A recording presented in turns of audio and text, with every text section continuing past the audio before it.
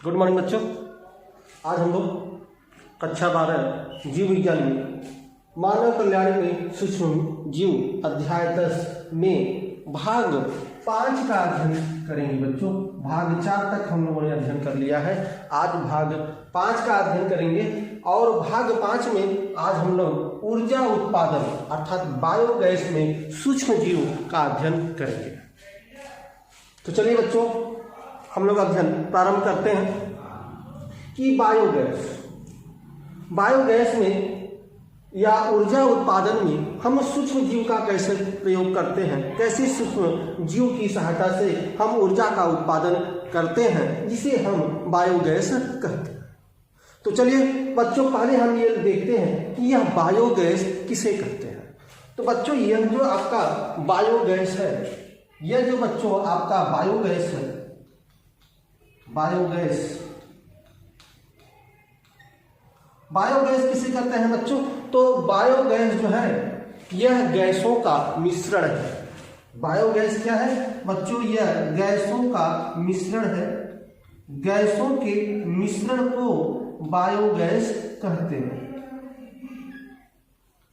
गैसों के मिश्रण को बायोगैस कहते हैं, जिसमें आपका कार्बन डाइऑक्साइड, ठीक है, हाइड्रोजन और मीथेन, CH4 आदि शामिल होते हैं, जिसमें अधिक मात्रा में आपका CH4 अर्थात मीथेन शामिल होता है, जिसे हम बायोगैस कहते हैं। ठीक है बच्चों, बायोगैस किसे कहते हैं?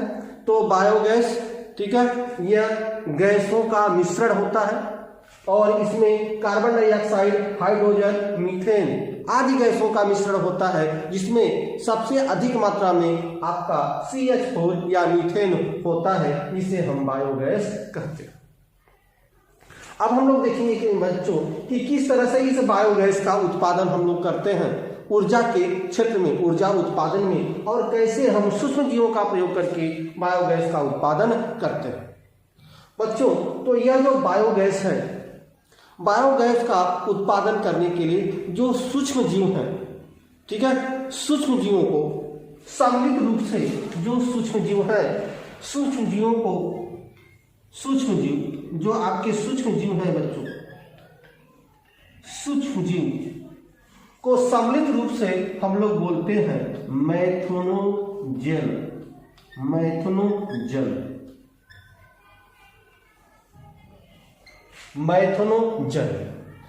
मैथनोजन क्या है बच्चों? अर्थात जीवों को सम्मिलित रूप से, जो सूक्ष्म जीव हैं, सूक्ष्म जीवों को सम्मिलित रूप से मैथनोजन कहते हैं। इसमें अनेक जीवाणु जो है मैथनोजन में होते हैं। जैसे यदि हम एक जीवाणु की बात करें तो एक जीवाणु आपका होता है मैथनोबैक्टीरियम।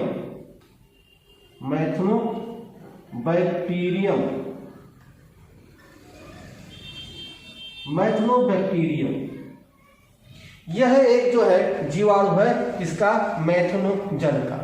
इस तरह से अनेक जो है जीवाणु जो है मिलकर सम्मिलित रूप से इनको हम मैथनोजन कहते हैं। ठीक है बच्चों, ध्यान रखिएगा। बायोगैस किसे कहते हैं? तो बायोगैस अनेक गैसों का मिश्रण होता है। अनेक गैसों के मिश्रण को हम बायोगैस कहते हैं, जिसमें आपका कार्बन डाइऑक्साइड, हाइड्रोजन और मीथेन शामिल होता है, जिसमें मीथेन सबसे अधिक पाया जाता है। करीब 65% जो है इस बायोगैस में 65% जो है आपका CH4 अर्थात मीथेन गैस पाया जाता है। इनका उत्पादन कैसे होता है बायोगैस का? तो जो सूक्ष्म जीव होते हैं, सूक्ष्म जीवों के सक्रियता द्वारा बायोगैस उत्पन्न किया जाता है, ठीक है। और जो सूक्ष्म जीव है, सूक्ष्म जीव के मिश्रण को अनेक सूक्ष्म जीव जो है मैथनोजन का निर्माण करते हैं, ठीक है। अनेक सूक्ष्म जीव या सूक्ष्म जीवों के समूह को मैथनोजन कहते हैं। इसमें अनेक जीवाणु होते हैं। इसमें एक जीवाणु का नाम मैंने यहाँ पर लिखा है, जो है मैथनोबैक्टीरियम। इस तरह से अनेक जीवाणु का समूह जो है मैथनोजन कहलाता है, और यही मैथनोजन के सक्रियता के कारण जो है बायोगैस का उत्पादन होता है। अब यह मेथनोजन पाया कहाँ जाता है बच्चों? तो ध्यान रखिएगा, यह मेथनोजन जो पशुओं का प्रथम आमाशय है, जो यह मेथनोजन कहाँ पाया जाता है, यह जो है मेथनोजन कहाँ पाया जाता है बच्चों? तो ये जो पशुओं का प्रथम आमाशय है, पशुओं का प्रथम आमाशय, पशुओं का जो प्रथम आमाशय है जिसको हम रूमेन कहते हैं, जिसे हम रूमेन कहते हैं, यह रूमेन में पाया जाता है। यह जो मेथनोजन है बच्चों, यह कहाँ जब पाया जाता है? यह पशुओं के प्रथम आमाशय रूमेन में पाया जाता है। तथा यह जो आपके कृषि है, कृषि के जो आपके अवशिष्ट पदार्थ हैं, उन अवशिष्ट पदार्थों में भी, जो कृषि के अवशिष्ट पदार्थ हैं, उन अवशिष्ट पदार्थों में भी मेथनोजन पाया जाता है। जैसे गेहूं में जो गेहूं का जो आपका जो भूसा है, ठीक है, उस भूसे में आपका मेथनोजन पाया जाता है। जो चावल करते हैं, चावल का जो आपका, जिसको आप पोरा बोलते हैं देसी भाषा में, ठीक है, उसमें भी पोरा या पुआल जिसको बोलते हैं, उसमें भी मेथनोजन पाया जाता है। और किचन में जो आपके जो सब्जियों के छिलके आदि होते हैं, उसमें भी मेथनोजन पाया जाता है। अर्थात यह जो मेथनोजन होता है बच्चों, यह क्या होता है? सेलुलोजीय, जो सेलुलोजेवीय पदार्थ होता है, उन्हीं पर यह उगते हैं। यह जो मेथनोजन है बच्चों, ठीक है, यह कहाँ पाया जाता है? तो यह मेथनोजन जो है आपका सेलुलोजीय जो पदार्थ है, सेलुलोजीय पदार्थ पर ये उगते हैं मेथनोजन। बच्चे जो हरे पौधे होते हैं, ठीक है, हरे पौधे जो है वह उनका जो है कोशिका भित्ति का बना होता है, जो हरे पौधे होते हैं, और उसमें सेलुलोज बहुयात मात्रा में पाया जाता है। और उसी सेलुलोजीय पदार्थ पर अवयवीय रूप से आपके मेथनोजन पाए जाते हैं। ठीक है बच्चों, तो यह मेथनोजन कहाँ पाए जाते हैं? मेथनोजन आपके पशुओं के प्रथम आमाशय रूमेन में पाए जाते हैं। ठीक है, कृषि के अवशिष्ट पदार्थ जो हैं उसमें यह मेथनोजन पाए जाते हैं। किचन के जो सब्जियों के छिलके हैं उसमें भी आपके मेथनोजन पाए जाते हैं। तो इस तरह से यह मेथनोजन वहां पर पाया जाता है। और जो पशुओं का प्रथम आमाशय है जिसे हम रूमेन कहते हैं, उनमें जो मेथनोजन पाया जाता है, ठीक है, यह मेथनोजन वहां पर क्या होता है? सहजीवी होता है। पशुओं में यह सहजीवी होता है।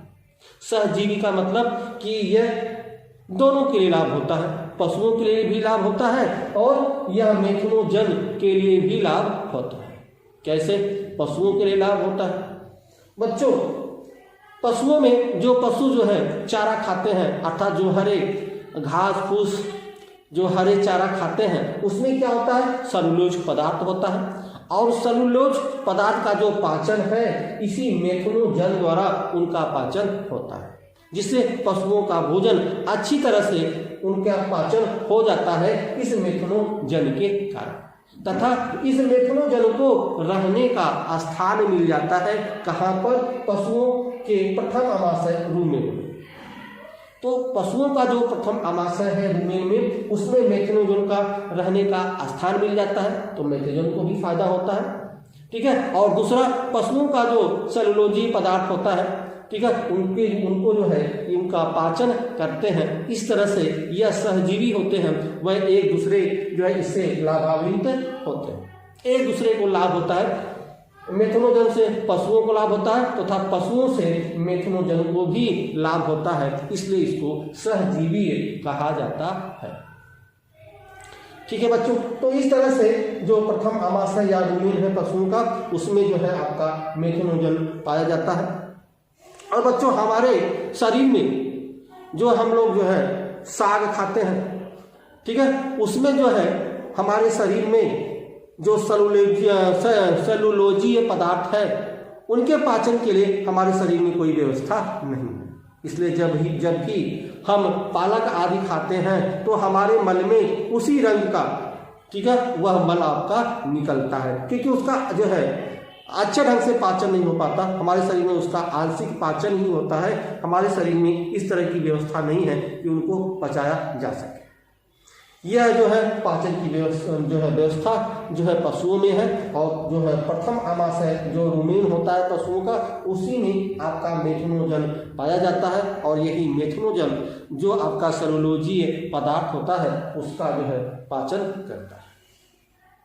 और जब बच्चों पशु का जो मल होता है, पशु का मल होता है, जिसे पशुओं के मल को हम गोबर कहते हैं, और उस गोबर में यह मेथनोजन बहुत अधिक मात्रा में उपस्थित होता है। यह जो मेथनोजन है बच्चों, ठीक है, जब पशु का मल जिसको हम गोबर कहते हैं, ठीक है, उस गोबर में बहुत अधिक मात्रा में क्या पाया जाता है, मेथनोजन पाया जाता है।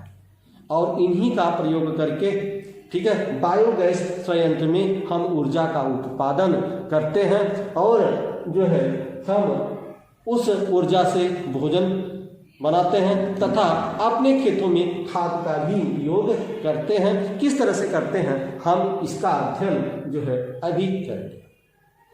तो अभी तक बच्चों हम लोगों ने क्या देखा, क्या अध्ययन किया? हमने देखा कि बायोगैस क्या है, ठीक है, और बायोगैस में सूक्ष्म जीव का कैसे प्रयोग करते हैं, सूक्ष्म जीवों के प्रयोग से किस तरह से बायोगैस का निर्माण करते हैं। यह मैंने देखा कि बायोगैस क्या है, यह अनेक गैसों का मिश्रण है, जिसमें कार्बन डाइऑक्साइड, हाइड्रोजन और मीथेन आदि गैस पाए जाते हैं। इसमें बहुयात मात्रा में मीथेन गैस पाया जाता है। और जो सूक्ष्म जीव हैं, अनेक सूक्ष्म जीवों के जो सूक्ष्म जीव हैं, सूक्ष्म जीवों के समूह को ही मेथनोजन कहते हैं। जैसे मेथनोबैक्टीरियम यह एक जीवाणु है, ऐसे अनेक जीवाणु मिलकर मेथनोजन का निर्माण करते हैं।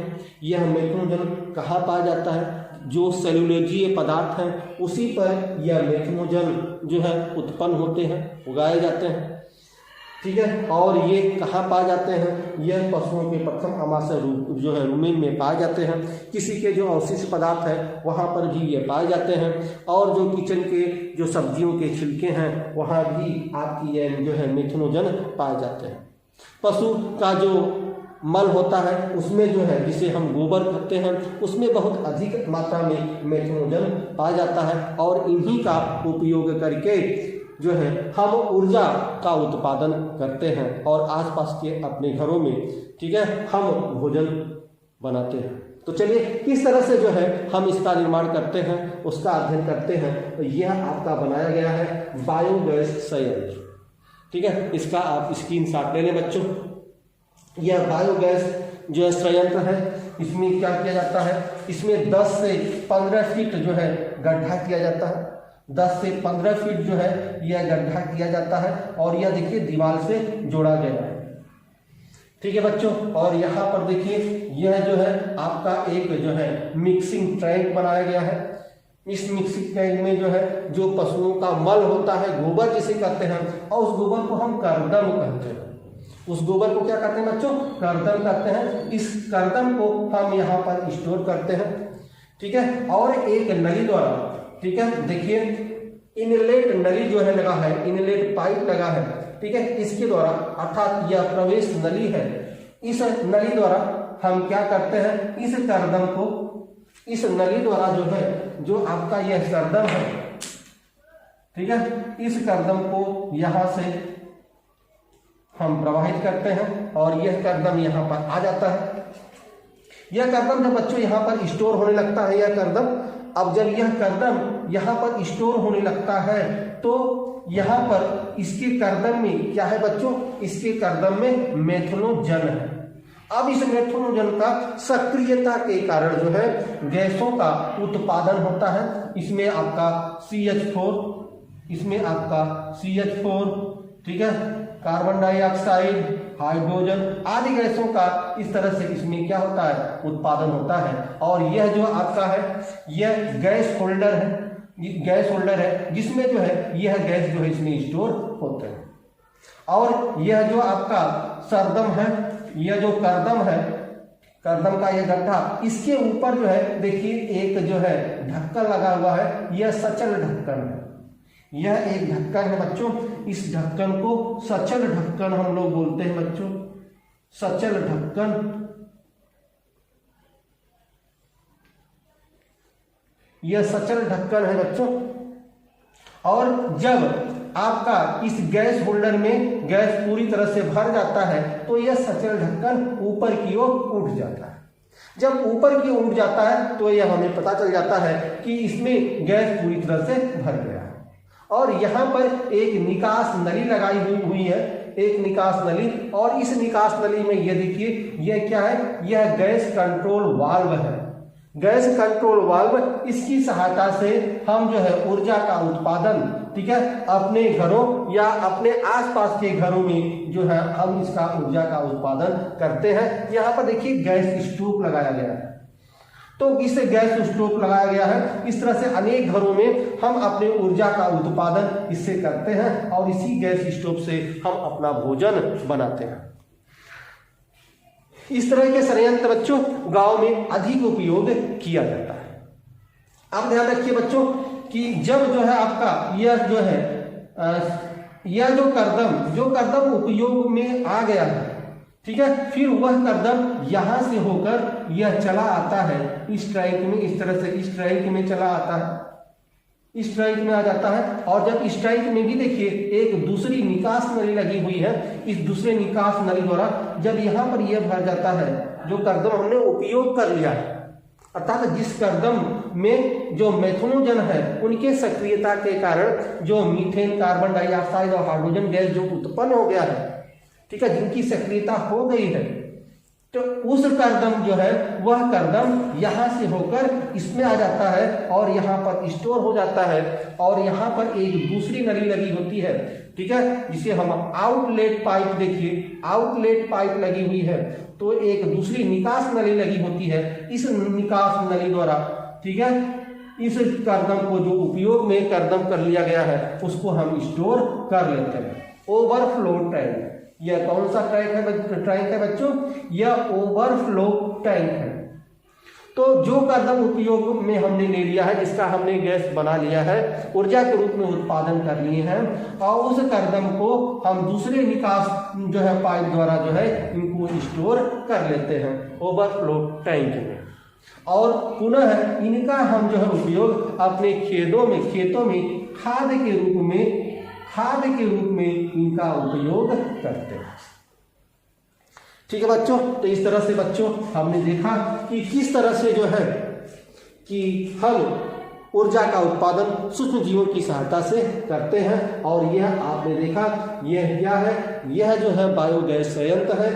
बायोगैस संयंत्र के लिए 10 से 15 फीट जो है देखिए गड्ढा जो है किया जाता है, ईंटों से इसको जोड़ा जाता है। और यह क्या है, यह जो है मिक्सर टैंक है। इसमें जो है पशुओं का मल या गोबर, जिसे आप करदम करते हैं, ठीक है, इसमें स्टोर किया जाता है। और इस जो है प्रवेश नली द्वारा जो है, जिसको हम बोलते हैं इनलेट पाइप, तो इस इनलेट पाइप द्वारा इस करदम को हम इसमें जो है क्या करते हैं, इस गड्ढे में डालते हैं।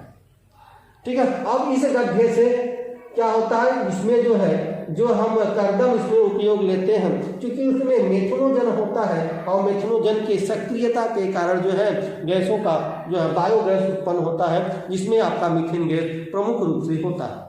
और यह जो है इस जो करदम है, करदम के ऊपर एक सचल ढक्कन लगा होता है। जब इसमें जो है गैस होल्डर में गैस भर जाता है, यह ऊपर की ओर उठने लगता है, तो जिससे हमें पता चल जाता है कि इसमें गैस पूरी तरह से भर गया है। और यहाँ पर मैंने एक जो है निकास नली लगाई है और इसको मैंने गैस कंट्रोल वाल्व से जोड़ दिया है। और इसी से हम जो है अपने घरों या आसपास के घरों में जो ऊर्जा का सप्लाई करते हैं, जिससे हम भोजन बनाते हैं। और जो करदम हमने प्रयोग कर लिया है, वह करदम यहाँ पर देखिए यहाँ पर स्टोर हो जाता है और एक दूसरी निकास नली है, और इस निकास नली द्वारा ओवरफ्लो टैंक में एकत्रित कर लेते हैं। और इस करदम का प्रयोग हम अपने खेतों में खाद के रूप में करते हैं। इस तरह से जो आपका करदम है उसका उपयोग दो रूपों से करते हैं, एक ऊर्जा उत्पादन में जिससे हम भोजन बनाते हैं, और दूसरा अपने खेतों में खाद के रूप में इसका उपयोग करते हैं। तो इस तरह से बच्चों आज हमने जो है बायोगैस का पूरा अध्ययन किया। बच्चों यदि आपको यह वीडियो समझ में आया तो बच्चों इसको सब्सक्राइब, लाइक और अपने दोस्तों में शेयर जरूर कीजिएगा बच्चों। चलिए अगला टॉपिक हम अगले वीडियो के साथ आपसे मुलाकात होगी, तब तक बच्चों धन्यवाद।